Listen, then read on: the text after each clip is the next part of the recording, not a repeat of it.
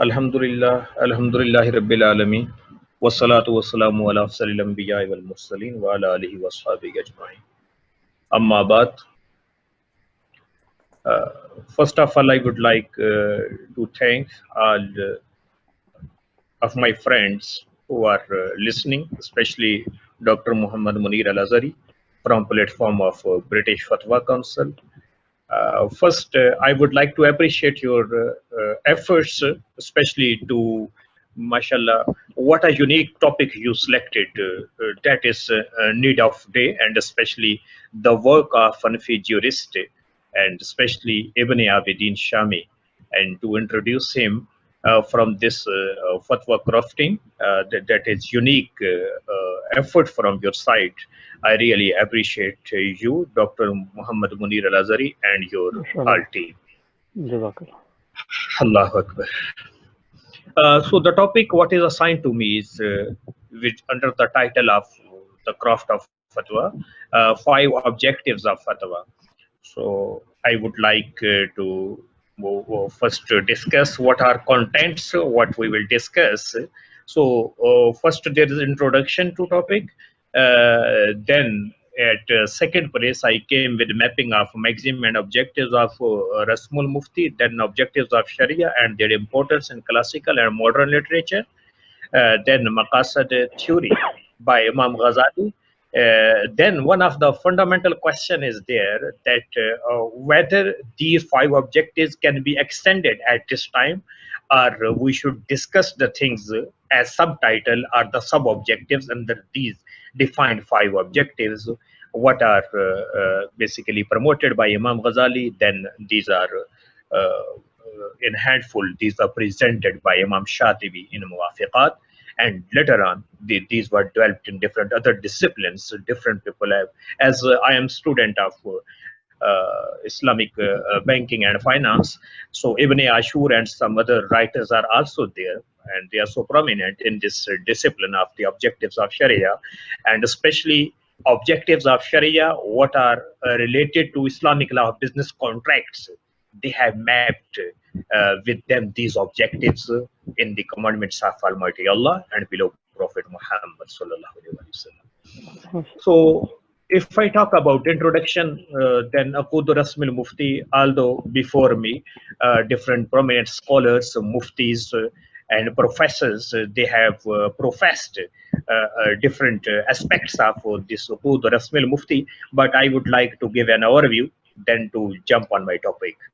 Ibn Abidin has written initially 74 couplets named Akudu Rasmil Mufti on Mufti's task. These are written in 17th, 18th century. Then he explained himself these 74 couplets, and he titled it Sharhu Uqud Rasmil Mufti. It means first these 74 couplets were poetry, and then in prose he explained with title of Sharhu Uqud Rasmil Mufti. And the book what was assigned to different scholars from different perspective was the same, Sharhu Uqud Rasmil Mufti, whose snapshot is also there at our extreme right side. So it is a highly condensed version of the conventional academic work, sometimes called Manual for Mufti or Adabul Mufti. Usually in literature, you can see different books are found there: Adabul Mufti, Adabul Istifta, Adabul Ifta. So this was one of the beautiful compilation in a very condensed way what Imam Ibn Abidin Shami provided with title of Uqud Rasmil Mufti in poetry, then explained with title of Sharhu Uqud Rasmil Mufti in prose. It aims to inform professional muftis and educated jurists of a methodology for discovery of the rule of law, because a mufti is supposed to uncover willingness of Allah Almighty and below Prophet Muhammad sallallahu alaihi wasallam. So this is a great job that a person who is servant to Allah Almighty, he or she want to have what is willingness of Allah. They are after believing, they want to act upon these kind of things. but there is Mufti who is actually coming there with title of Mu'abbir, who is actually telling them about oneness of Allah and below Prophet. So a great job is done by Mufti. So what type of the methodology and principles should be considered? All of them are there explained in a very handful way. Sharho Akude Rasmil Mufti. So if we talk about writer, so Muhammad ibn Abidin, when he got birth and died, all the things are there displayed for you. But he was a prominent Islamic scholar, jurist who lived in city of Damascus in Syria during Ottoman era. So he was the authority of fiqh, Islamic jurisprudence of Hanafi madhab. He was state employed with the title of Aminul Ifta. This means that he was a mufti, that people would go to him when they had any legal question in Syria. So they were going to Ibn Abidin and he was guiding them according to Islamic law. And different questions were framed in legal interpretations and these kind of jurisprudence, and then he explained all of them. So therefore we can see he composed over 50 works consisting of major fatwa, legal statements collection, many treatises, poems, and several commentaries on the works of other jurists and scholars. He has explained all of them. One of the famous book, I think, what is very prominent when we talk about Imam Ibn Abidin. So Fatawa Shami is there. What is having actual name of Raddul Mukhtar, ala Dur Mukhtar, as one of the authoritative texts of Hanafi school today. Even we can see a lot of the things and the different questions what are arising there. There is solution to them in Fatawa Shami of Imam Ibn Abidi. So the next one, Fatwa. What is Fatwa? For more than a millennium, Fatwa have guided and shaped Muslim understanding of Islamic law. So Fatwa is having very important role in shaping behaviors of Muslim individuals. So when they are facing some kind of problem and there is blind alley, they don't have any way, but they are looking at scholars and muftis that what they are telling them as a guiding star, they keep these kind of things, then move on. So in shaping their behaviors, fatwa plays a very vital role. So we can see different fatwas over the time are found there. So these fatwas are very important. I am skipping these slides because what is the importance of fatwa already different presenters has explained these kind of things. But one of the important aspect is they're explained by Ibn Khaldun. Ibn Khaldun has written that fatwa was started in individual capacity. In what different verses of Quran and in traditions of below Prophet we can find that people are asking questions. When they are asking question, a holy Prophet is waiting for them. Then Allah Subhanahu wa Taala sent revealed text to below Prophet. So this was titled with Yastaftunaka, like so Yasalunaka. So different questioning answering is there, and in individual capacity, Holy Prophet was giving them instruction. Then later on, it remained in individual capacity. Then different institutions were built. Through institutions, fatwa were issued. So this was not only a fatwa from these Sharia sources, but after getting this status, it was complete legislation as well and a rule for a country that was implemented. So different historian, lawyers, language specialists, doctors, they all believe that they use fatwa as the source for different kind of solutions.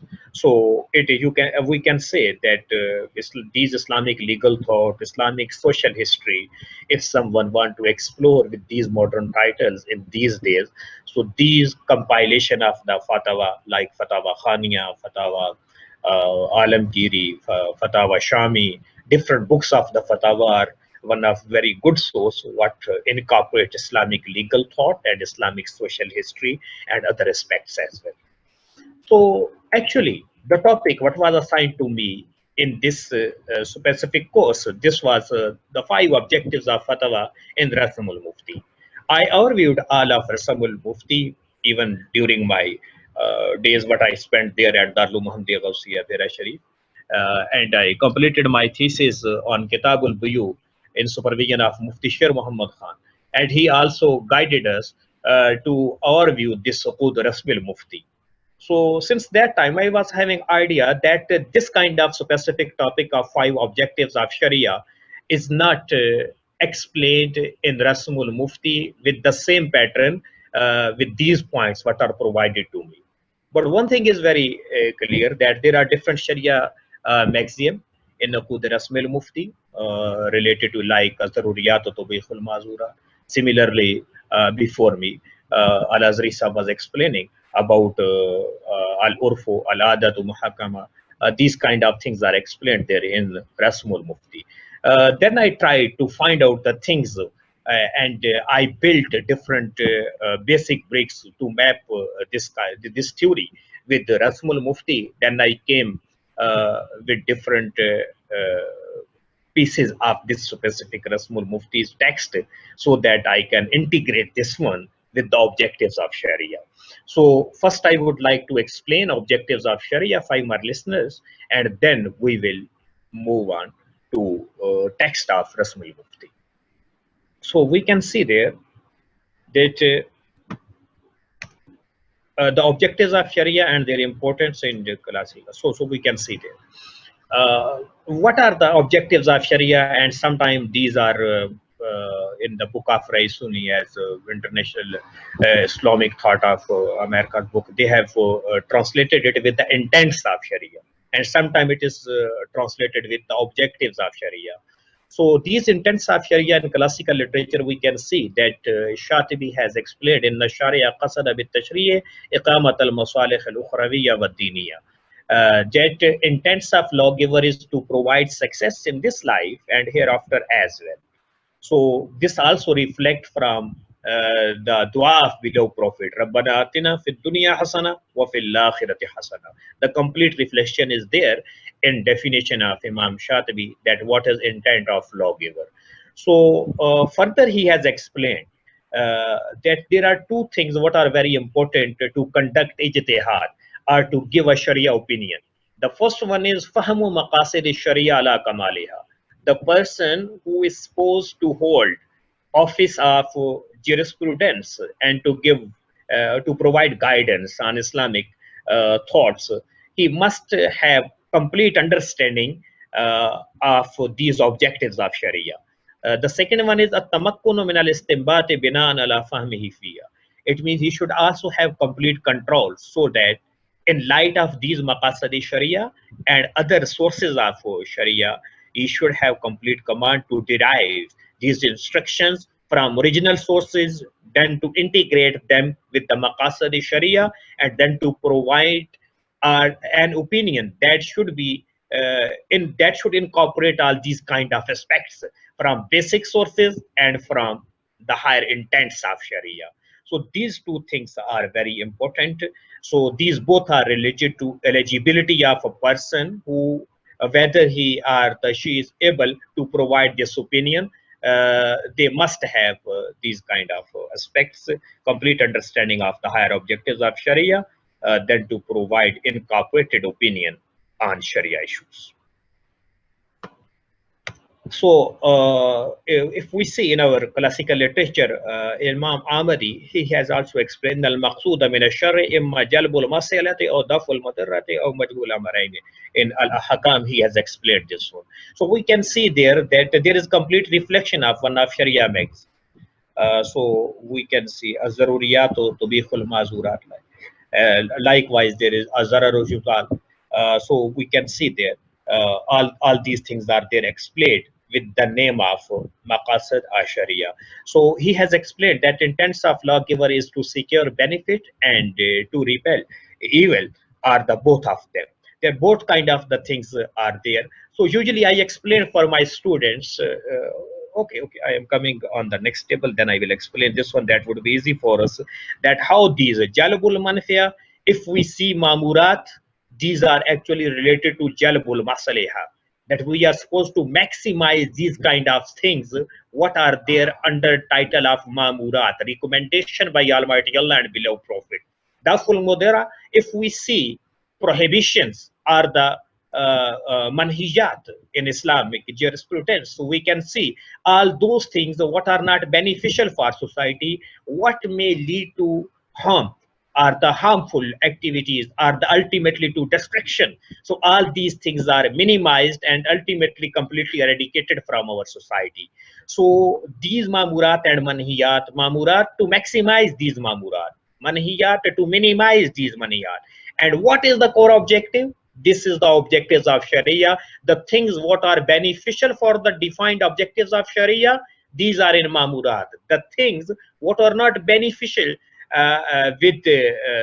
in mapping with the objectives of Sharia, all these things are redressed and ultimately these are eradicated with the title of manhiyat. So both kind of the things can also be mapped there with definition of al-Imam al-Ahmadi. So next we can see Maqasid theory in a very handful. We can see that first two definitions were there in generic form. So in specific form, as the title of this specific slot is the 5 objectives. So these 5 objectives we can see there in literature of Imam Ghazzali. مقصود الشر من الخلق خمسة أن يحفظ عليهم دينهم ونفسهم وعقلهم ونسلهم ومالهم وكل ما يتضمن حفظ هذه الأصول الخمسة فهو مصلة وكل ما يفوت هذه الأصول فهو مفسدة ودفعها مصلحة.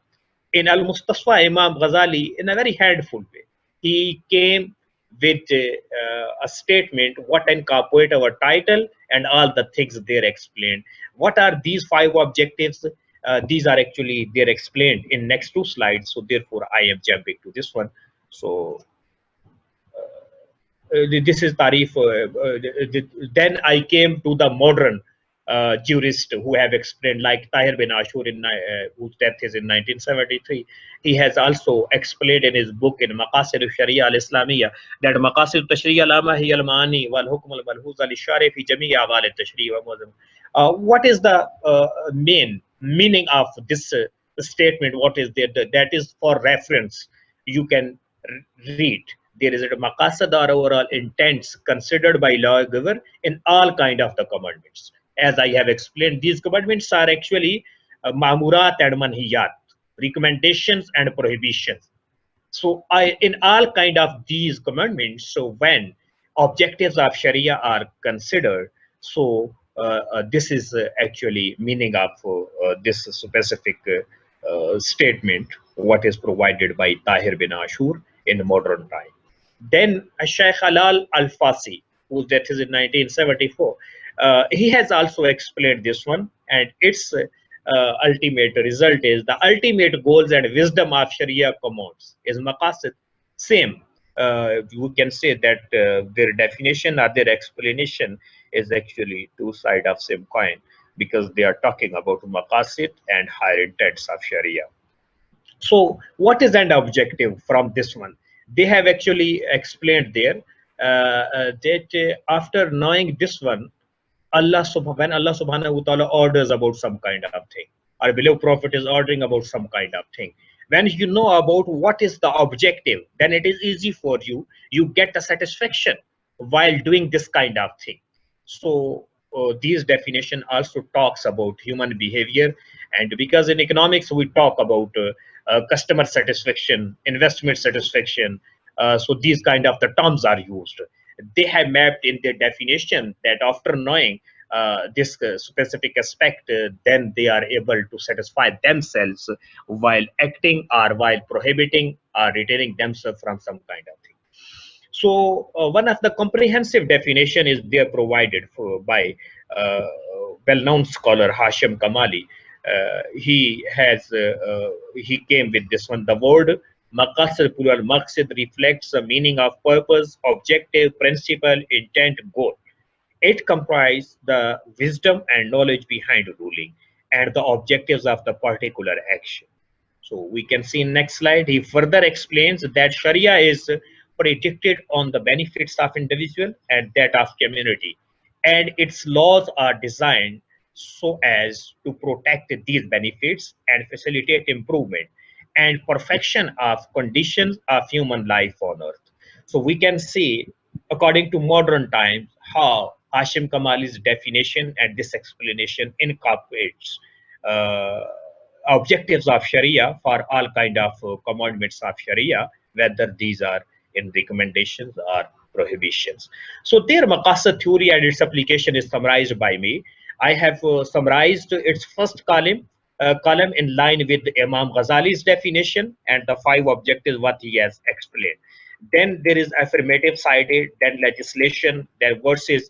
Actually, after reading this literature of classical jurists on Maqasid theory and modern jurists on Maqasid theory, then I came to build these 2 slides so that you can have on your fingertips what are the objectives of Sharia and how these are linked with each other.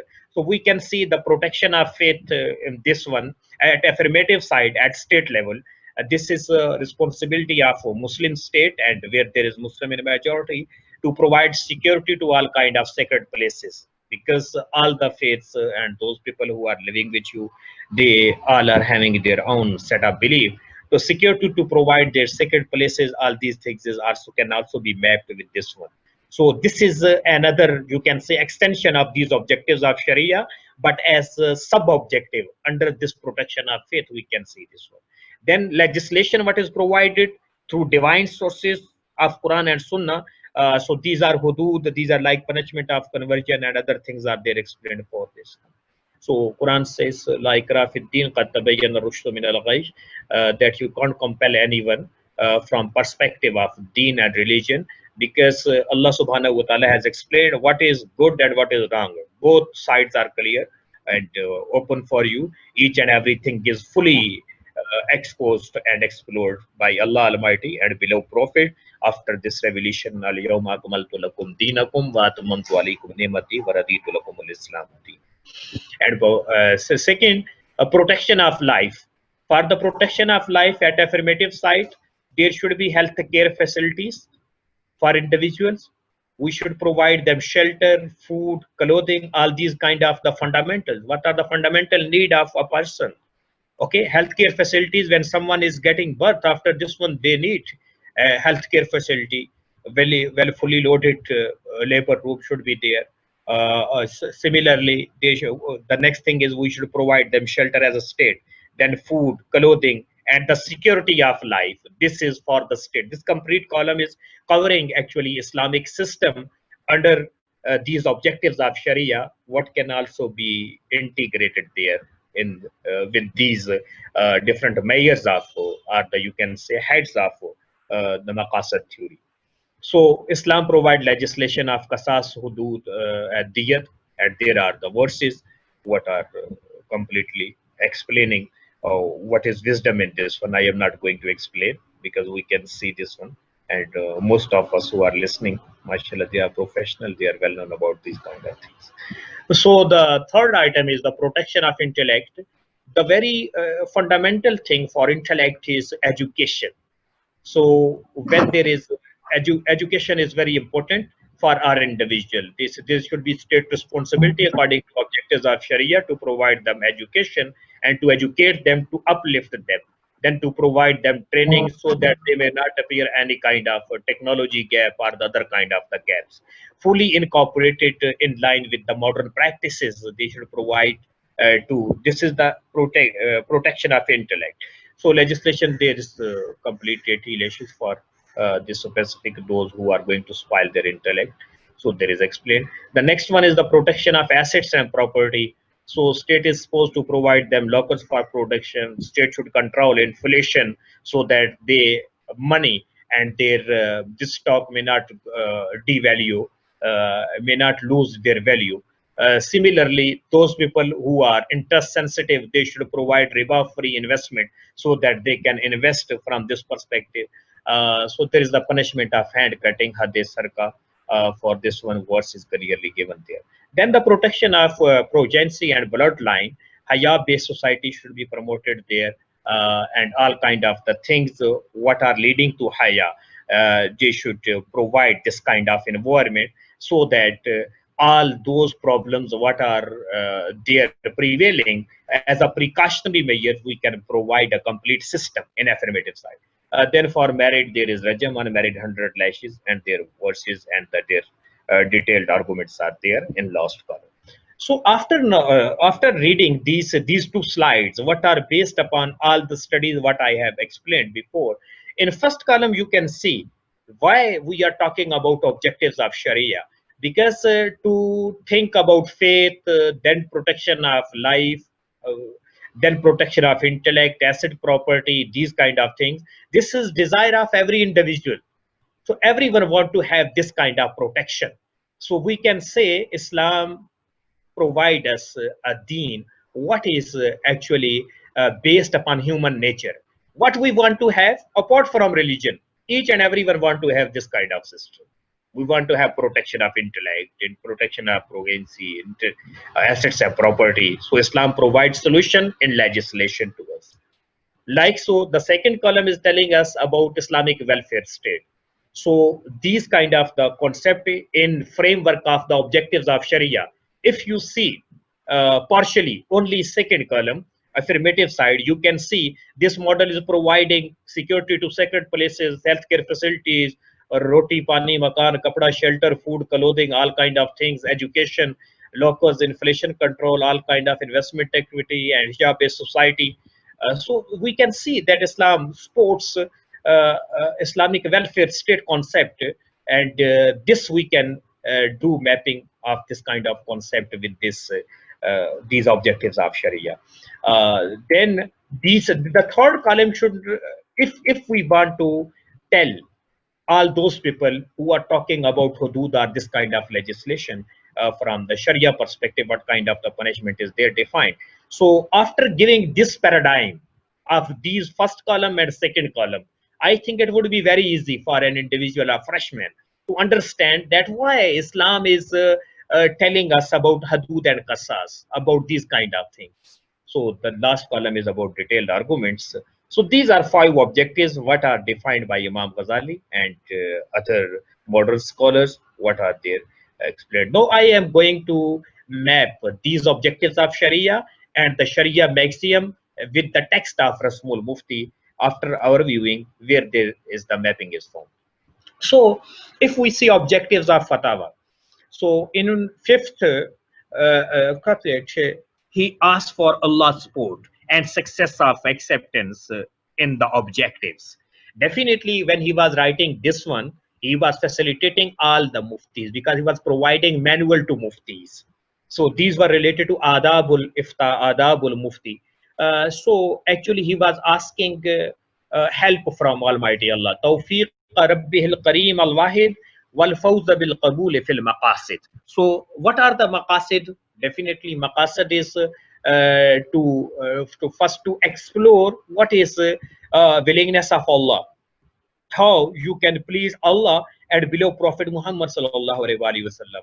A person who is in trap, or a person who is in trouble, he or she want to ask about what Allah subhanahu wa ta'ala guide and what is the guidance by below Prophet for me. So definitely he or she is moving to this mufti, and when this respected person is explaining what is the willingness of Allah or the below Prophet, so at that time this is right time to talk about objectives and to have help of Allah Almighty. And the same couplet is explained by him: أسأله سبحانه أن يجعله خالصا لوجه الكريم موجبا للفوز العظيم فأقول وأستعين في كل حين. So he's asking for help from Almighty Allah, and he's saying that I am nodding to Allah Almighty, and I want to have willingness of Allah, and I want to have Al-Fawzul Azim, splendid success from Allah Almighty, and asking help from Allah, because this was a very important aspect, because the person who knows about what is responsibility of iftar, or how difficult this task is to do or to conduct, definitely in start of their work they are asking for help from Allah Almighty, because our beloved Prophet said ajrahum alal futya ajrahum alal nar, that the person who is bold in fatwa, he is near to fire. It means like there is also explained that once Imam Malik was asked dozens of questions, and he replied only to a few one.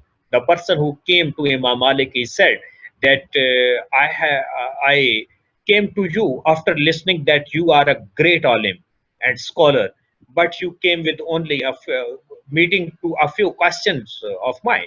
So he said that from where you came, you should go on same way and announce them that I have deal in such a way that you came with dozens of questions. I replied only for a few of questions.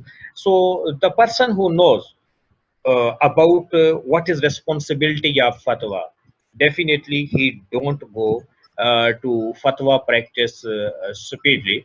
First he try to complete this kind of uh, this basic criteria, and after this one, because they know holy prophet said ajrahum al futya ajrahu al nar. Like so, when we moved on text of Rasmul Mufti on same pattern again. He explains in seventh and eighth couplet. سميته أقود رسم المفتي يحتاجه العامل ومن يفتي وأنا أشرف في المقصود مستمحا من فيض بحر الجود.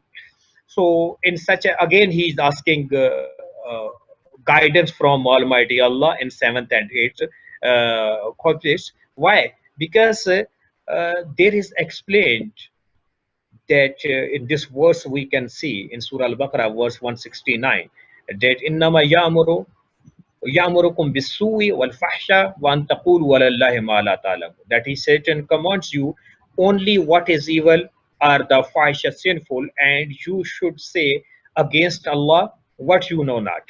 So the thing, if you don't know about ifta or this kind of practice, and someone is going to conduct this fatwa practice, so they are, according to this verse, antaqulu alallahi ma la ta'lamun, that they are not eligible, but they are moving to tell people about this specific Sharia aspect. So this is actually way of Satan.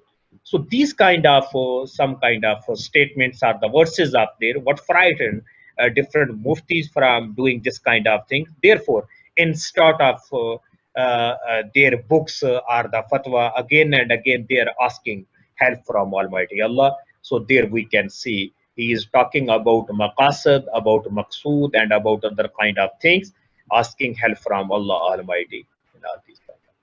So in objectives of Sharia fatwa, we can also see that change over time. This is actually meaning of this statement. What is there in the Arabic text?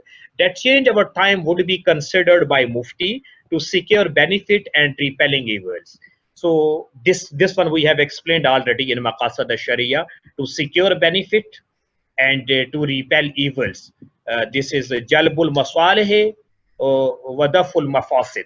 So change over time is considered in Akud Rasmil Mufti. It means although clearly we can't see objectives of Sharia, but in objectives of Ifta, Imam Ibn Abidin has explained that change over time would be considered. If change over time is not considered, then definitely we are ignoring this specific Sharia maxim. What is having, according to Imam Ahmadi, there is explained clearly that a definition of maqasid is jalbul masale wa daful madara. So accordingly, we can see this is explained clearly in this one. So we can see this one that qad alimtu anna la sakha takhir al mufti al mujtahid fayafti bima yakunu daliluhu aqwa fala yalzim al mashila. No, he's saying ولما انقطع المفتي المجتهد في زماننا ولم يبق الا المقلد المحض وجب علينا اتباع التفضيل فنفتي اولا بقول الامام ثم ولم نرى المجتهدين في المذهب صححوا خلافه لقوة دليله او لتغير الزمان ونحو ذلك مما يظهر لهم. So with the change of time, it means ولتغير الزمان, after the change of time there may appear change in fatwa. Due to change of place, there may appear changing in one another fatwa. So therefore, they are saying ultimately, فَنَتَّبِعُ مَا قَالُوا كَمَا لَوْ كَانُوا أَحْيَا وَأَفْتَوْنَ بِذَلِكَ. That this is supposed that those who have been in classical time period, if they come in our time and they see this change or this time, definitely they will come with the same opinion. So if we are not considering change of time or the change of culture, so definitely we are not going to secure benefit or to repel evils from misses. So in fatwa for a mufti, it is very important while issuing fatwa to consider time period while discussing classical literature and to implement these kind of instructions in our modern time period. So after changing the time, what is happening, we must consider this one. Otherwise, we will move to some kind of problems for our society, and we are ignoring hadith of Holy Prophet, yassiru wala tu'assiru, bashiru wala tunaffiru. But to interpret this kind of thing in wrong way may lead to destruction or some other problems in our society. So then the objectives of Sharia. Sorry, Dr. Saab. Sorry, I know we're very on time, Dr. Saab. So just a few more minutes, and we will also be sharing your slides with the participants, inshallah. Okay. Jazakallah. Okay. I am supposed to end? No, a few more minutes, Dr. Saab, just to round up. Okay, and we will send you Okay. This is a reminder. And then we'll slide up. Okay, I will complete it. The preference of istihsan, it means juristic discretion to qiyas, provides basis to consider objectives of Sharia and drafting fatwa. So, warajjahu istihsanahum alal qiyas illa masaila wa ma fiya iltabas. In different modern books, it is also explained that Hanafi has considered objectives of Sharia with title of istihsan. So we can see in Bayul Istijrar that based upon istihsan, this one is allowed to repel all kind of evils, because this is in practice. According to Bayul Istihsan, this principle of Ibn Abidin can also be applied, that Hanafi has considered all the objectives of Sharia with title of istihsan. So similarly, in next, this is also explained.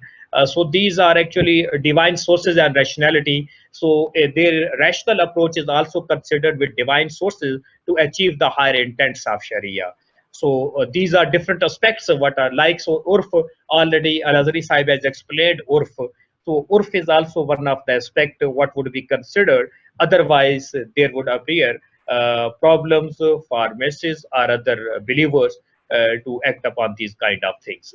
So one of the important Sharia maxiom, az-zaruriyat wa tubihul mazurat, what is found in all these well-known books, this is also considered there. And in the last line we can see, min hazil aqwal fi mawadi zarura talban lit-taysir kana hasana.